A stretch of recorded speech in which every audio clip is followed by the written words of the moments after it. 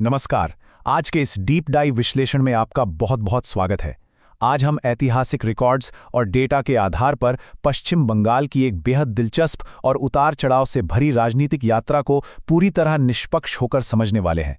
हम जानेंगे कि कैसे एक वक्त का सबसे समृद्ध क्षेत्र आज तमाम तरह के संकटों से जूझ रहा है। तो चलिए बिना किसी देरी के शुरू करते हैं। आगे बढ़ने से पहले आइए जल्दी से देखते हैं कि आज हम किन प्रमुख बिंदुओं पर चर्चा करने वाले हैं। हम शुरुआत करेंगे बंगाल के ऐतिहासिक विरोधाभास और उसके स्वर्णिम अतीत से। फिर हम समझेंगे वामपंथी शासन के उस दौर को जहां से बदलाव शुरू हुए, उसके बाद दीदी का उदय, सत्ता परिवर्तन के बाद का सिस्टम, और आखिर में बात करेंगे मौजूदा कल्याणकारी योजनाओं और वर्तमान संकट की। तो चलिए सबसे पहले बात करते हैं उस बड़े ऐतिहासिक विरोधाभास की जो आज के बंगाल को समझने के लिए सबसे जरूरी है। अब जरा इस तस्वीर को ध्यान से देखिए। बंगाल का इतिहास वाकई एक बहुत बड़ा विरोधाभास है। आपको जानकर शायद हैरानी हो कि जिस राज्य ने कभी आधुनिक सिंगापुर के संस्थापक ली क्वान यू को प्रेरित किया था, आज उसकी स्थिति बिल्कुल अलग है। 1960 के दशक में बंगाल साक्षरता में सबसे ऊपर था, एक बेहतरीन औद्योगिक केंद्र था। लेकिन आज की सच्चाई क्या है?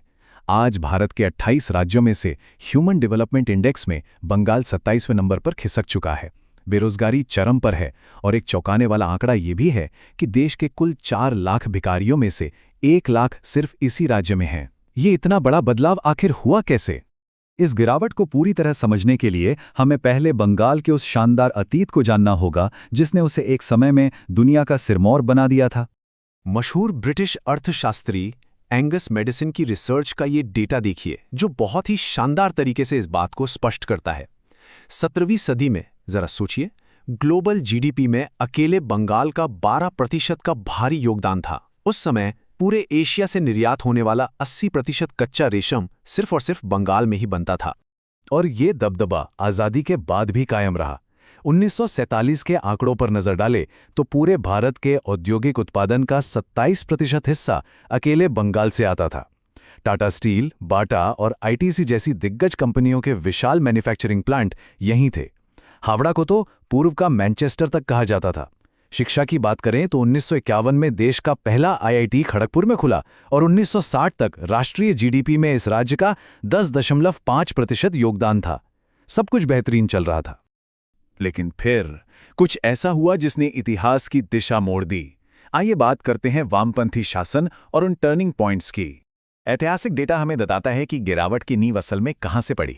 1967 में आए एक भयानक खाद्य संकट ने राज्य में भारी राजनीतिक अस्थिरता पैदा कर दी।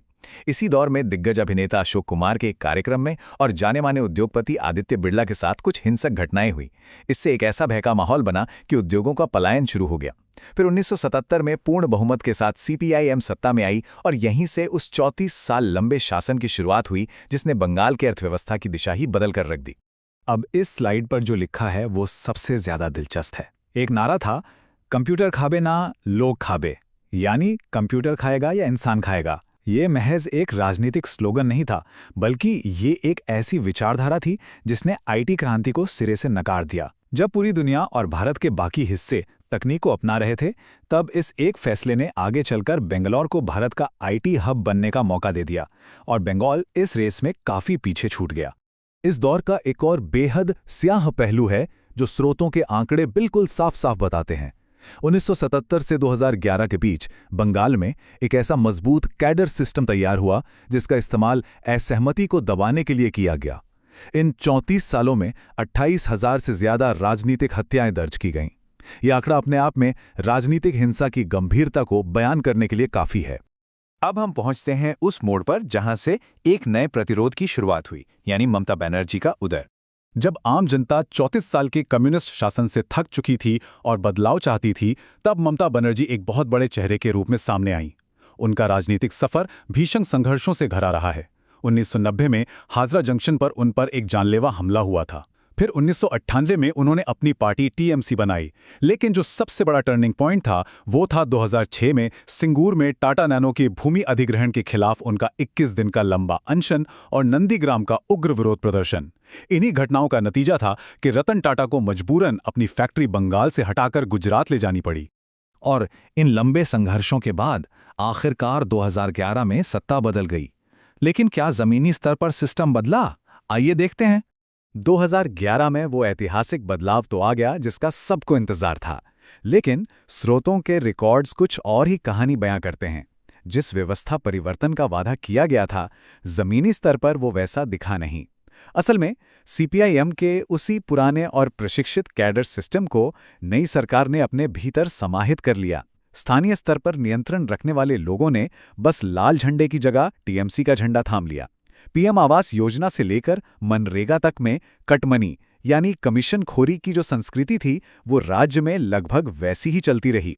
इसके बाद राज्य को एक के बाद एक कई विशाल घोटालों का सामना करना पड़ा। शारदा पॉन्जी स्कैम को ही ले लीजिए, जिसमें 17 लाख से ज्यादा आम लोगों की जीवन भर की गाड़ी कमाई डूब गई। फिर नारदा स्टिंग ऑपरेशन आया, जहां कई बड़े नेता कैमरे पर ही सीधे कैश लेते नजर आए।